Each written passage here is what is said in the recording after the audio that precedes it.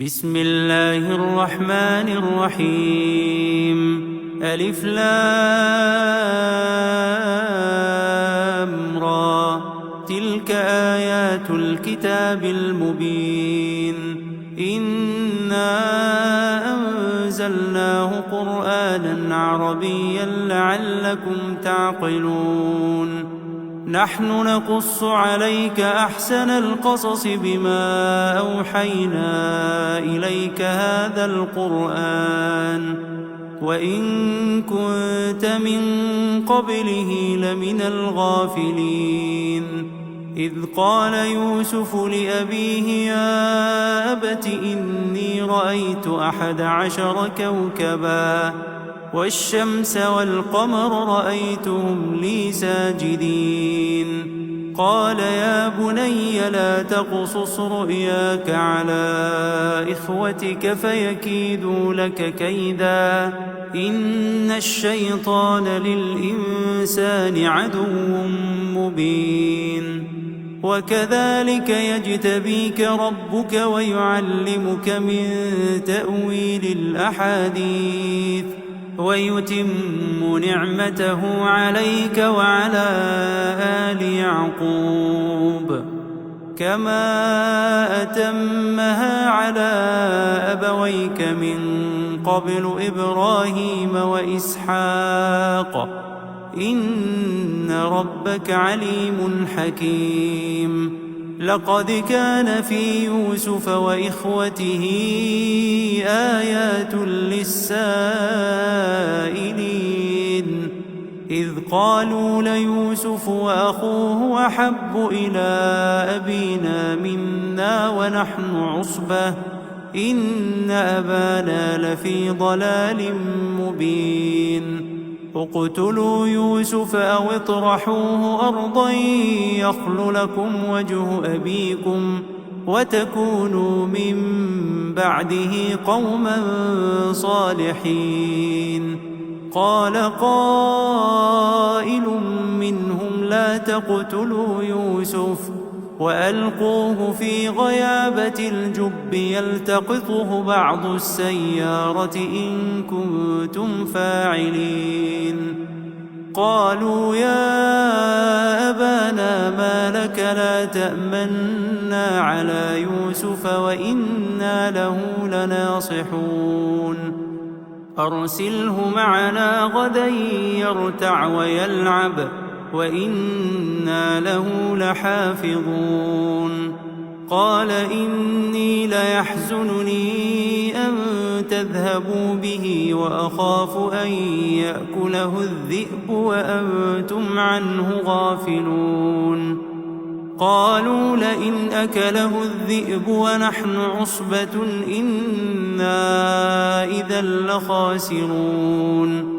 فلما ذهبوا به وأجمعوا أن يجعلوه في غيابة الجب وأوحينا إليه لتنبئنهم بأمرهم هذا وهم لا يشعرون. وجاءوا أباهم عشاء يبكون. قالوا يا أبانا إنا ذهبنا نستبق وتركنا يوسف عند متاعنا فأكله الذئب وما أنت بمؤمن لنا ولو كنا صادقين. وجاءوا على قميصه بدم كذب قال بل سولت لكم أنفسكم أمرا فصبر جميل والله المستعان على ما تصفون. وجاءت سيارة فأرسلوا والدهم فأدلى دلوه قال يا بشرى هذا غلام وأسروه بضاعة والله عليم بما يعملون. وشروه بثمن بخس دراهم معدودة وكانوا فيه من الزاهدين. وقال الذي اشتراه من مصر لامرأته أكرمي مثواه عسى أن ينفعنا أو نتخذه ولدا وكذلك مكنا ليوسف في الأرض ولنعلمه من تأويل الأحاديث والله غالب على أمره ولكن أكثر الناس لا يعلمون. ولما بلغ أشده آتيناه حكما وعلما وكذلك نجزي المحسنين. وراودته التي هو في بيتها عن نفسه وغلقت الأبواب وقالت هيت لك قال معاذ الله إنه ربي أحسن مثواي إنه لا يفلح الظالمون. ولقد همت به وهم بها لولا أن رأى برهان ربه كذلك لنصرف عنه السوء والفحشاء إنه من عبادنا المخلصين. واستبق الباب وقدت قميصه من دبر وألف يا سيدها لدى الباب قالت ما جزاء من أراد بأهلك سوءا إلا أن يسجن أو عذاب أليم. قال هي راودتني عن نفسي وشهد شاهد من أهلها إن كان قميصه قد من قبل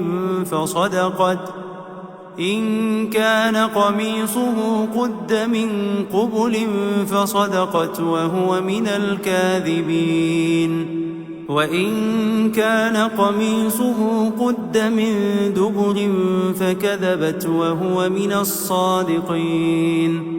فلما رأى قميصه قد من دبر قال إنه من كيدكن إن كيدكن عظيم. يوسف أعرض عن هذا واستغفري لذنبك إنك كنت من الخاطئين. وقال نسوة في المدينة امرأة العزيز تراود فتاها عن نفسه قد شغفها حبا إنا لنراها في ضلال مبين. فلما سمعت بمكرهن أرسلت إليهن وأعتدت لهن متكئا وآتت كل واحدة منهن سكينا وقالت اخرج عليهن. فلما رأينه أكبرنه وقطعن أيديهن وقلن حاش لله ما هذا بشرا إن هذا إلا ملك كريم. قالت فذلكن الذي لمتنني فيه ولقد راودته عن نفسه فاستعصم ولئن لم يفعل ما آمره ليسجنن وليكون من الصاغرين. قال رب السجن أحب إلي مما يدعونني إليه وإلا تصرف عني كيدهن أصب إليهن وأكن من الجاهلين. فاستجاب له ربه فصرف عنه كيدهن إنه هو السميع العليم. ثم بدا لهم من بعد ما رأوا الآيات ليسجننه حتى حين. ودخل معه السجن فتيان قال أحدهما إني أراني أعصر خمرا وقال الآخر إني أراني أحمل فوق رأسي خبزا تأكل الطير منه نبئنا بتأويله إنا نراك من المحسنين قال لا يأتيكما طعام ترزقانه إلا نبأتكما بتأويله قبل أن يأتيكما ذلكما مما علمني ربي إني تركت ملة قوم لا يؤمنون بالله وهم بالآخرة هم كافرون واتبعت ملة آبائي إبراهيم وإسحاق ويعقوب ما كان لنا أن نشرك بالله من شيء ذلك من فضل الله علينا وعلى الناس ولكن أكثر الناس لا يشكرون يا صاحبي السجن أأرباب متفرقون خير أم الله الواحد القهار ما تعبدون من دونه إلا أسماء سميتموها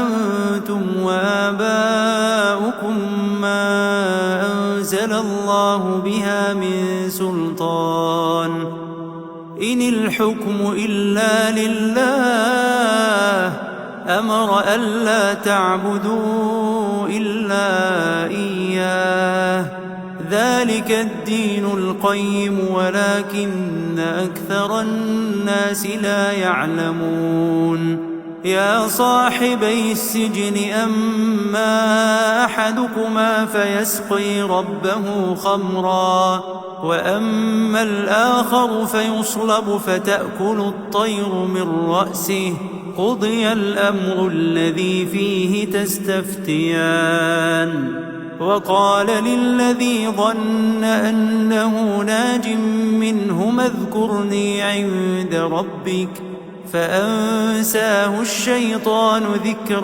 ربه فلبث في السجن بضع سنين وقال الملك إني أرى 7 بقرات سمان يأكلهن 7 عجاف و7 سنبلات خضر وأخر يابسات يا أيها الملأ أفتوني في رؤياي إن كنتم للرؤيا تعبرون قالوا أضغاث أحلام وما نحن بتأويل الأحلام بعالمين وقال الذي نجا منهما وادكر بعد أمة أنا أنبئكم بتأويله فأرسلون يوسف أيها الصديق أفتنا في 7 بقرات سمان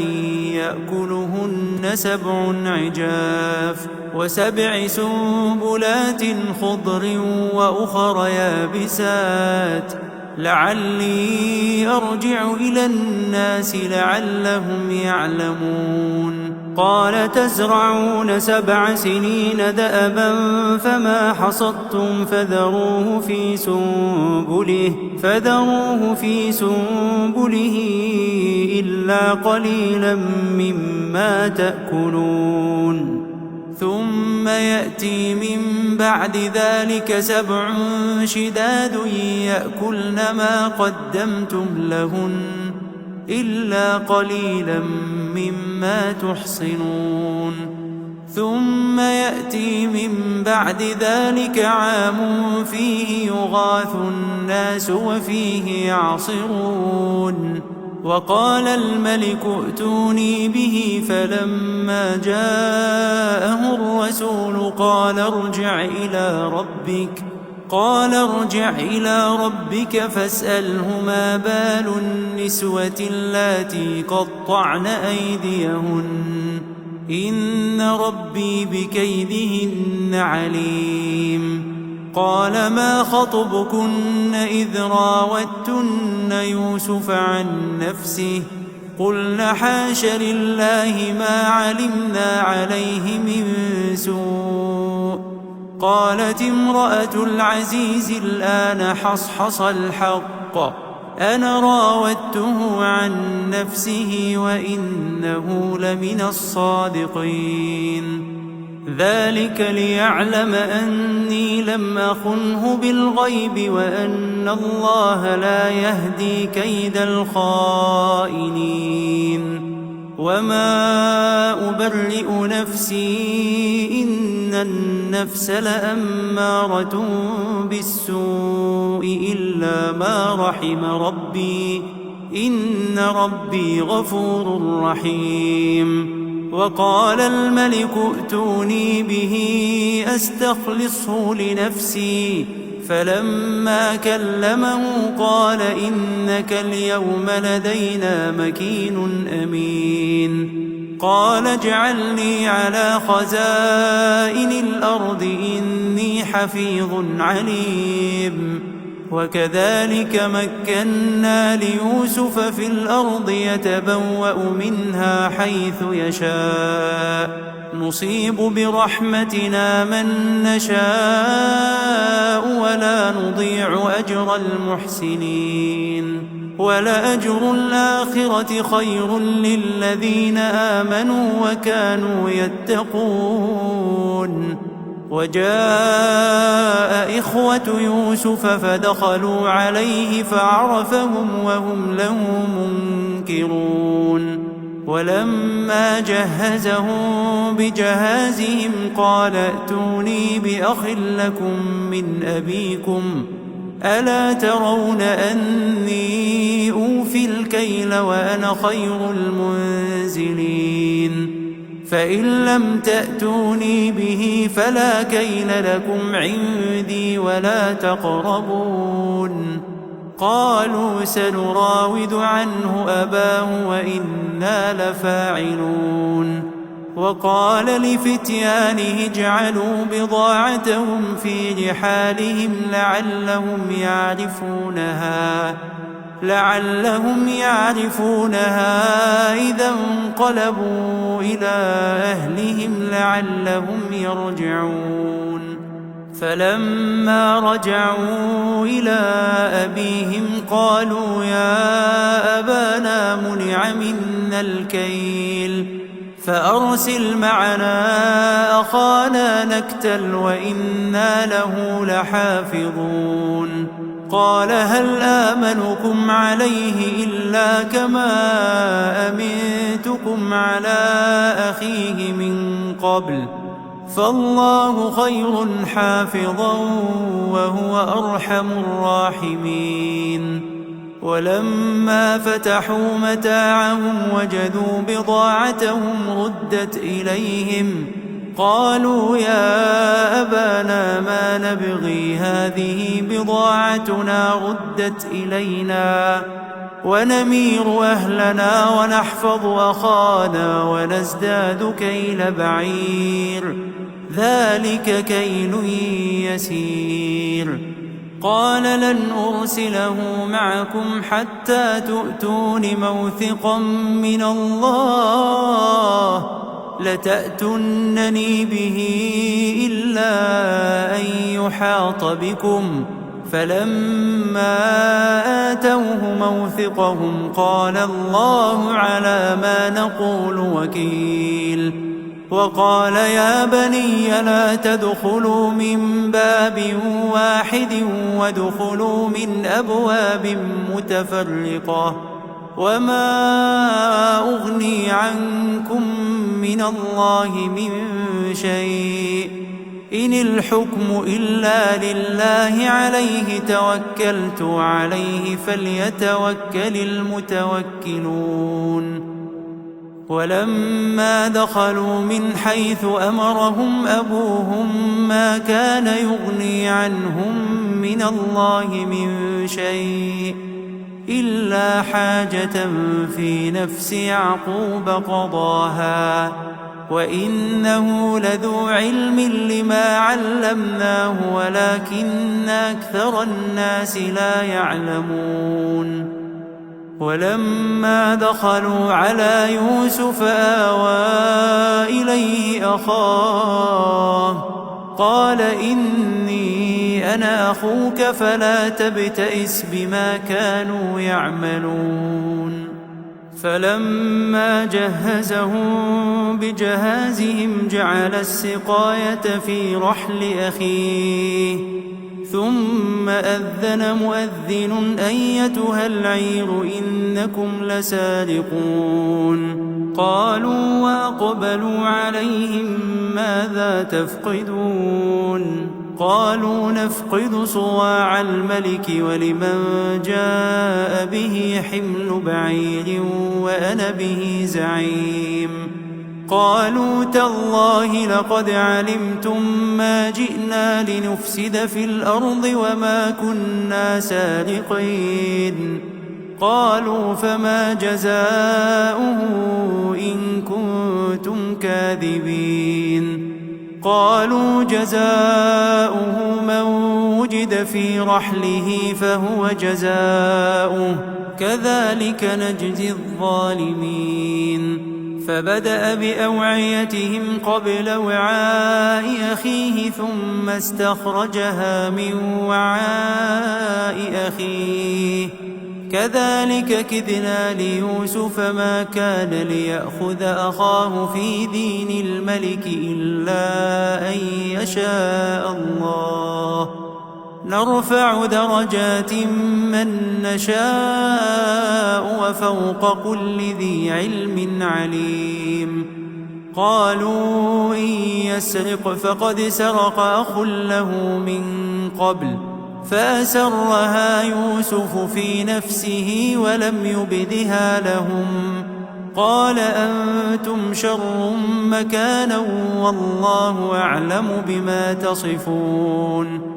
قالوا يا أيها العزيز إن له أبا شيخا كبيرا فخذ أحدنا مكانه إنا نراك من المحسنين.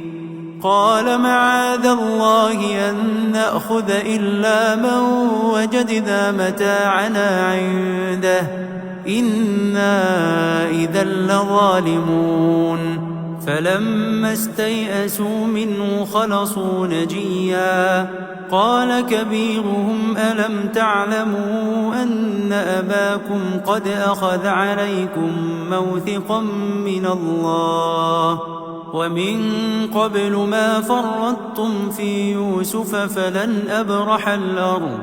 فلن أبرح الأرض حتى يأذن لي أبي أو يحكم الله لي وهو خير الحاكمين.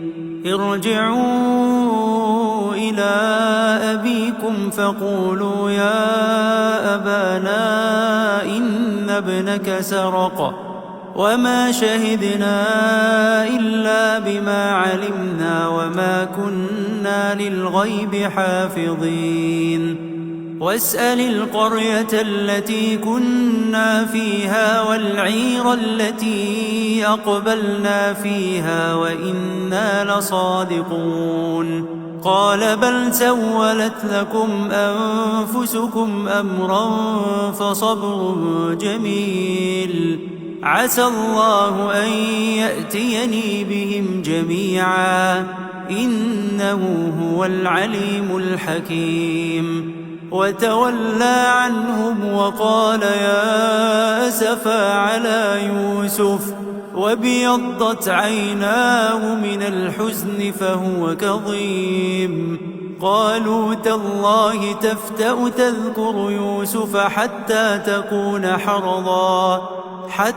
تكون حرضا أو تكون من الهالكين. قال إنما أشكو بثي وحزني إلى الله وأعلم من الله ما لا تعلمون يا بني اذهبوا فتحسسوا من يوسف وأخيه ولا تيأسوا من روح الله إنه لا ييأس من روح الله إلا القوم الكافرون فلما دخلوا عليه قالوا يا أيها العزيز مسنا وأهلنا الضر وجئنا ببضاعة مزجاة فأوف لنا الكيل وتصدق علينا إن الله يجزي المتصدقين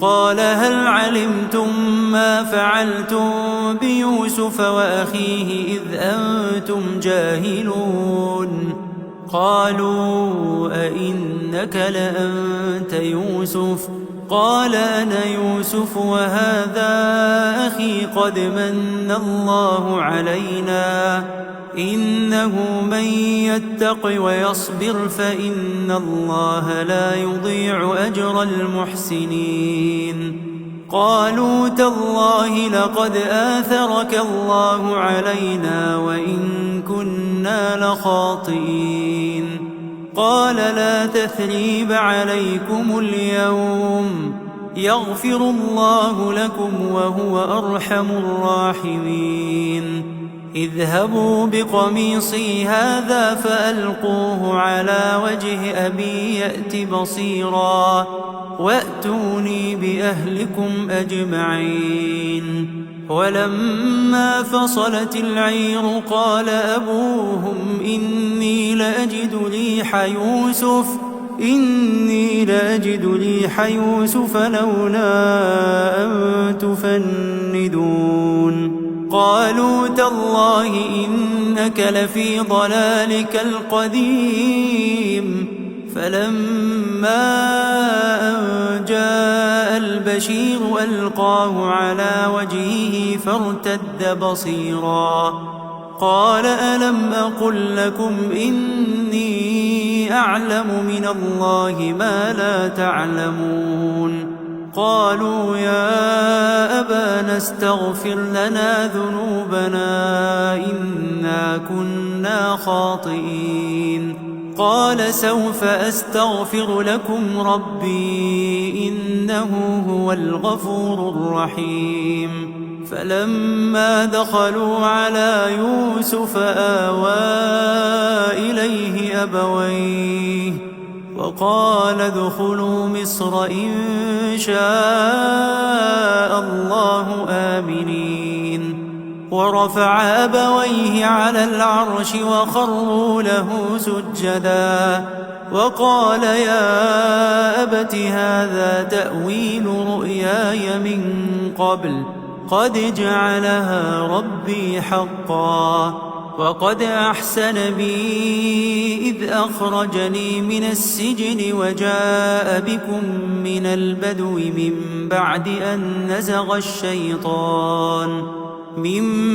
أن نزغ الشيطان بيني وبين إخوتي إن ربي لطيف لما يشاء إنه هو العليم الحكيم رب قد آتيتني من الملك وعلمتني من تأويل الأحاديث فاطر السماوات والأرض أنت ولي في الدنيا والآخرة توفني مسلما وألحقني بالصالحين ذلك من أنباء الغيب نوحيه إليك وما كنت لديهم إذ أجمعوا أمرهم وهم يمكرون وما أكثر الناس ولو حرصت بمؤمنين وما تسألهم عليه من أجر إن هو إلا ذكر للعالمين وكأي من آية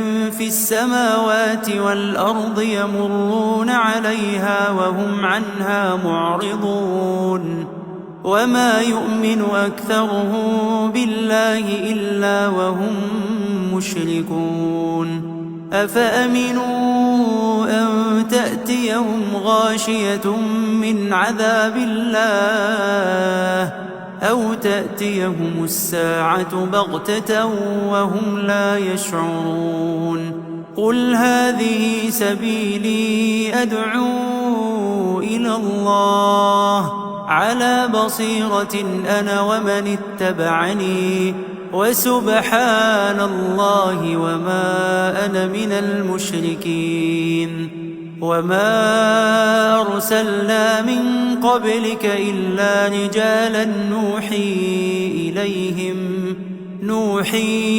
إليهم من أهل القرى أفلم يسيروا في الأرض فينظروا كيف كان عاقبة الذين من قبلهم ولدار الآخرة خير للذين اتقوا أفلا تعقلون حتى إذا استيأس الرسل وظنوا أنهم قد كذبوا جاءهم نصرنا فنجي من نشاء ولا يرد بأسنا عن القوم المجرمين لقد كان في قصصهم عبرة لأولي الألباب ما كان حديثا يفترى ولكن تصديق الذي بين يديه وتفصيل كل شيء وهدى ورحمة لقوم يؤمنون